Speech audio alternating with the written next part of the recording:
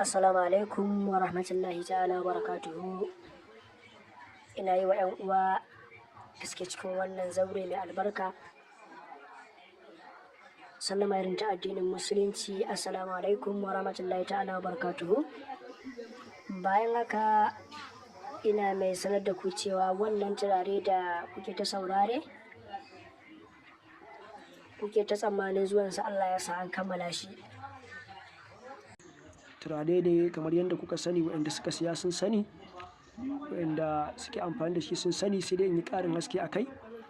Turare ne da yake yaƙi akan abin da ya shafi matsaltsalu na iska da matsaltsalu na rikicewan harkoki, ko kuma matsaltsalu waɗanda suke na sa hannu da sauran abubuwa waɗanda suke mashakila na rayuwa gaba ɗaya.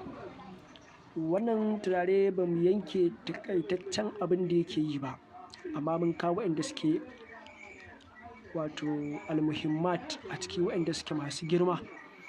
Yana koren iskokai idan lokacin da za a kwanta aka yi amfani da shi, sannan kuma yana kawo jalabi da buɗewan harkoki lokacin da za a fita kasuwa idan aka yi turare da shi.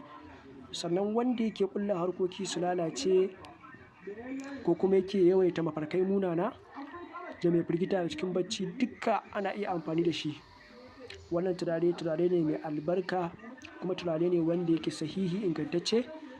Ba sai na yi ƙarin haske ba, mafi a'ala shine ka siya ka gwada ka gani, sai ka bawa kanka hujja. Shine muke cewa at-tajribat kail burhan. Gwadawa shine zai tabbatar maka da inganci na shi wannan turare da muka sana'antar. To saboda haka 'yan uwa waɗanda suke da buƙatar wannan turare za su iya neman mu a cikin lambar wayar mu, ko kuma su mana magana private.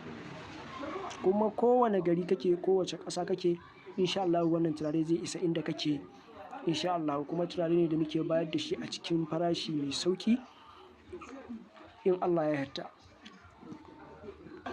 Bayan haka waɗanda suke da matsala ta asma da ba zai yiwu su yi amfani da hayaƙi ba saboda sarƙewa ta numfashi, wanda yake da matsala akan abin da yake na wato hunhu, to akwai sabulu wanda ake amfani da shi na wanka idan mutum yana da buƙata.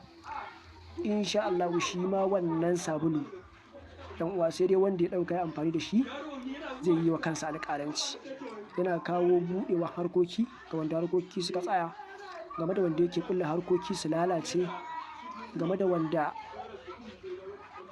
yake samun kasala in ya tashi yin aiki na ibada ko kuma fita nema, da sauran dukkanin wasu abubuwa na matsaltsalu. Wannan sabulu yana kawar da wannan matsala insha Allahu. Wannan turare ne wanda yake yana da daɗin ƙamshi, kuma yana da sauƙin sarrafawa. Gashi nan za ku gan shi, yana da sauƙin sarrafawa kuma yana da daɗin ƙamshi insha Allahu. Sai dai wanda ya amfani da shi.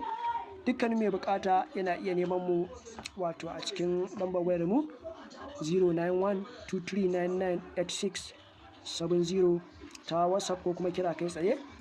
Insha Allahu kowane gari kake, kowace ƙasa kake, insha Allahu za a turo shi inda kake da izinin Allah. Allah ya mana jagoranci, Allah ya mana sutura, Allah kuma ya bamu ikon tajriba da jarrabawa albarkacin Annabi sallallahu alaihi wasallam.